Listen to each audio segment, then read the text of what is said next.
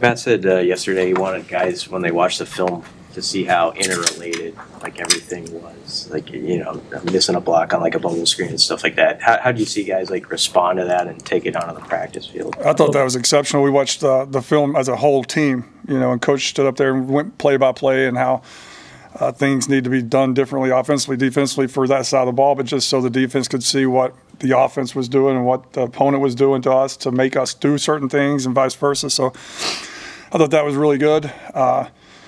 Your second part of your question was? Just how did you see guys take that to the field, I guess, so far? I don't know if there was anything in that meeting they could take to the field from, like, other than just the energy and attitude and willingness to go out there and fix the issues, and they did that. Started yesterday. It was a real spirited practice. What's Dylan's confidence level just after a game like that with the 3 interceptions? Super confident. He's not swayed at all. Again, he understands he'd like to have some of those throws back, but it's Coach just said it best. I mean, that's one day we got punched in the face. We don't just quit now. We keep fighting and we keep working. We're building something special here.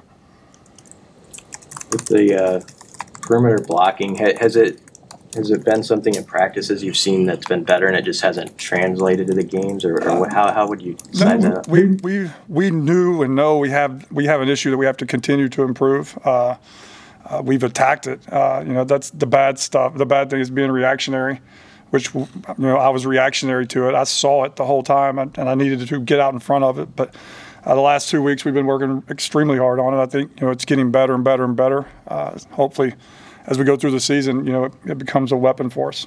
You did go through the film and you saw routes developing and receivers getting out of their routes. What was preventing, do you think, in the second half when you had to drop back and throw a lot, your offense from being able to get downfield and make throws that weren't check downs most often?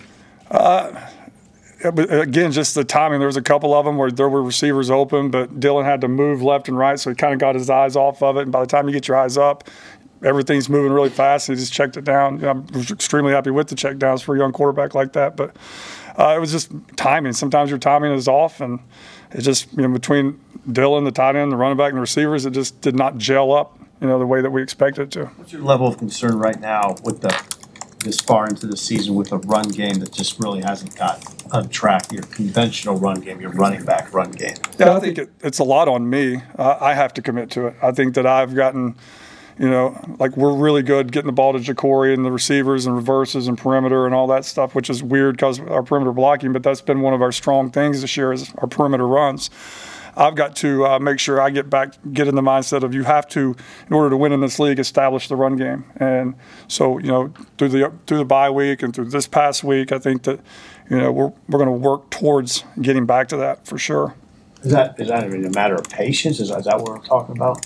I think just a matter of making sure that I feel like we got the runs and the proper formations and personnel that we can hand the ball off and get 3 or 4 yards. Like I don't want to hand it off and just be stupid and hard-headed and say let's run at this big defensive line and get a yard just to say I ran the ball and it's 2nd and 9. So I just have to develop trust myself and make sure that I'm getting the proper plays called where we can attack the proper edges to fall for 4 or 5 yards, and then eventually make a guy miss and go, have an explosive run.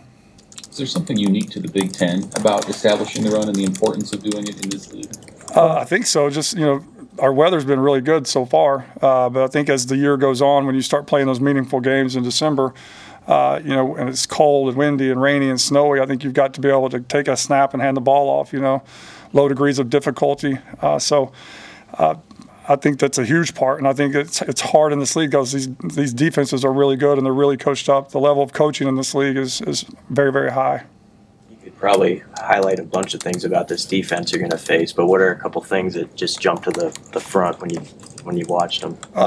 They've got complex pressure schemes, they've got complex coverages, and they've got really good players. And so you throw those all into a hat. That's a pretty formidable opponent. I think the thing that they can do they've shown against everybody, they can rush 4, play coverage, and get to the quarterback, which is what we can't allow to happen. We got to make sure that we're, protecting the line of scrimmage and making sure that we're, helping out wherever we can and still being able to push the ball and get enough guys out to get open. How tough is that move for like Micah? He went guard to tackle, and how do you think he did for his first time? Kind of. I mean, he did good. I mean, he's a guard who was playing tackle, but just appreciative of his effort and mindset to go out there and try it. I mean, a lot of guys would be a little nervous to do that, and maybe they look bad and that they'd be embarrassed, but he didn't. He put it on for the team and went out there and fought. How have your thoughts evolved through the season on the best way to use Harburg, whether it's run game or whatever it is? I think that we can utilize, like you saw the other day. I think that's a scary way to use him because he turns into like a screen game. You throw him in there, he's getting 8 to 10 yards every time that he runs a play. I think that just the awareness of him being on the field by the opponent and what he can do, whether it be run a route, run the ball, throw the ball, run the option, run the zone read. I think that helps us because you always, as an opponent, have to prepare for that. And, we've shown that basically every single game this year that, we always have packages and plays for him to go out there and execute. You guys ramped up Ja'Cory Barney's reps this last week. I mean, kind of, is that the new thought moving forward to get him more reps like we saw in the game last week? For sure. I mean, he's one of the more explosive guys that we have on offense, and he's 18 years old and he's able to play 3 different positions and move around all over the field, and he does it without slowing down. So we're going to put as much as we can without affecting how fast he can play. Was that the most Carter Nelson played like regular offense reps as well? Yeah, and for sure. Is that a goal moving forward? Yeah, trying to get him going, especially these games at the end of the year are going to be really important, and we need as much depth as possible. And then Carter, with his size and athleticism and explosiveness can help us do a bunch of different things on the field. Marcus, as a play caller, what's that target number for yards per play that you would aim for? That's within reason. That's a good play. Or it's between 4 and 6. I don't know I honestly don't even know what leads the country in yards per play. What would be a top yards per play? You guys are at 5.5 right now.